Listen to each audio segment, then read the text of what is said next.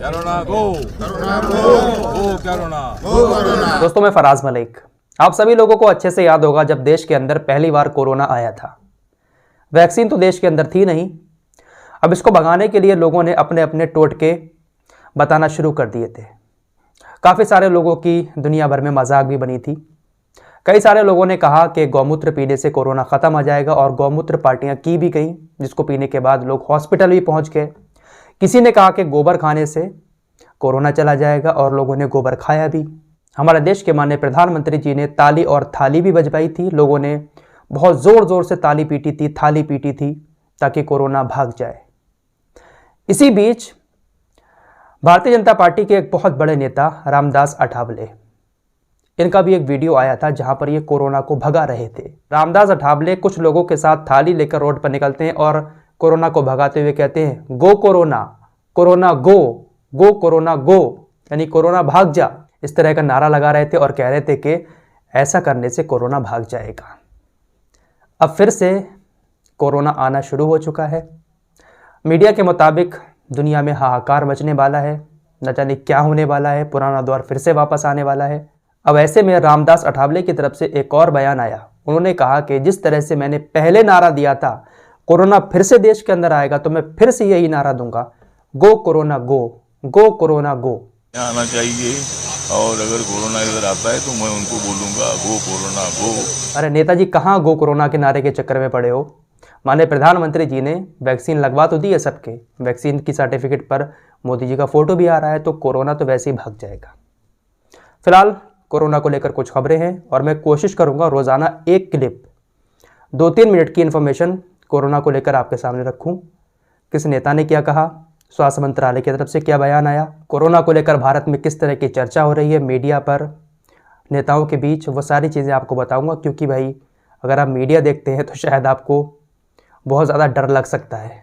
मैं कोशिश करूंगा कि सही सही इन्फॉर्मेशन थोड़ी सी आपको बताऊं, क्योंकि कोरोना अभी जाने वाला है नहीं। जब तक ये कड़ाके की ठंड नहीं गुजरेगी, मार्च अप्रैल नहीं आएगा, गर्मियाँ शुरू नहीं होंगी, तब तक ये खांसी जुकाम चलता रहेगा और कोरोना बना रहेगा। तो शाम को एक छोटा सा वीडियो आपके सामने ज़रूर रखा करूँगा। फिलहाल कुछ खबरें हैं। पहली खबर है डॉक्टर गुलेरिया की तरफ से।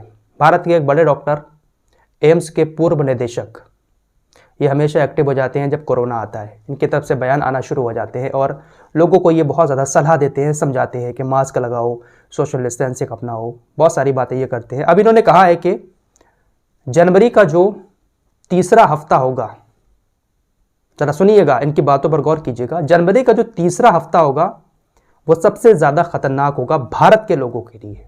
डॉक्टर गुलेरिया साहब ने एनडीटीवी को इंटरव्यू देते हुए कहा कि आने वाले दिन भारत के लिए बहुत ज़्यादा महत्वपूर्ण हैं, क्योंकि छुट्टियों का मौसम शुरू हो रहा है और इन छुट्टियों के मौसम में भारत के लोग देश विदेश की यात्राएं करके वापस अपने देश के अंदर आएंगे।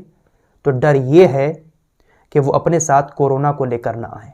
जाड़ों की छुट्टियां शुरू होने वाली हैं और इन जाड़ों की छुट्टियों में लोग दूसरे देशों में घूमने जाते हैं। वो किसी भी कोने में दुनिया के जा सकते हैं और जब वो वापस आएंगे जनवरी के तीसरे हफ्ते में, तो ये तीसरा हफ्ता भारत के लिए बहुत ज़्यादा महत्वपूर्ण होगा और यहीं पर सबसे ज़्यादा खतरा पैदा हो सकता है, क्योंकि ये लोग अपने साथ संक्रमण लेकर आ सकते हैं।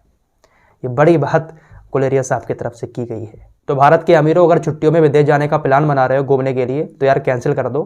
नैनीताल चले जाओ, हिमाचल चले जाओ, कम से कम यहाँ पर कोरोना तो नहीं है। अगर बाहर चले गए और कोरोना लेकर हमारे देश के अंदर आ गए तो हालत बहुत बुरे हो जाएंगे।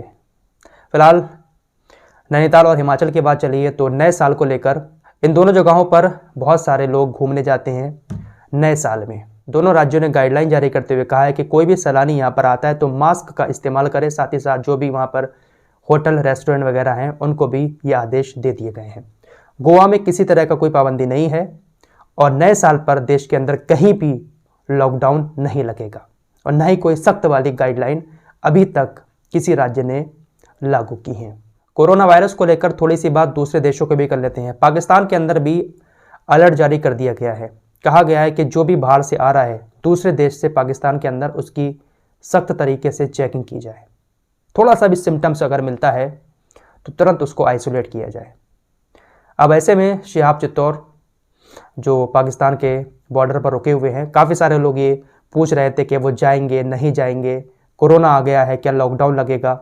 देखिए, मुझे इस बारे में कोई इन्फॉर्मेशन नहीं है और जब मुझे किसी चीज़ की इन्फॉर्मेशन नहीं होती है जानकारी नहीं होती है तो वो चीज़ मैं आप लोगों को नहीं बताता हूँ।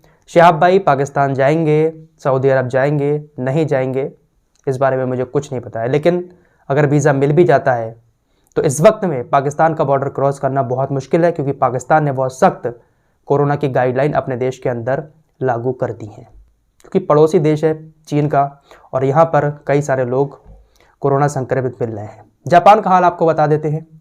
जापान के अंदर कोरोना ने हाहाकार मचा रखा है। अमेरिका के अंदर भी कोरोना ने हाहाकार मचा रखा है। कई सारे लोगों की मौतें हो गई हैं, आपकी स्क्रीन पर है।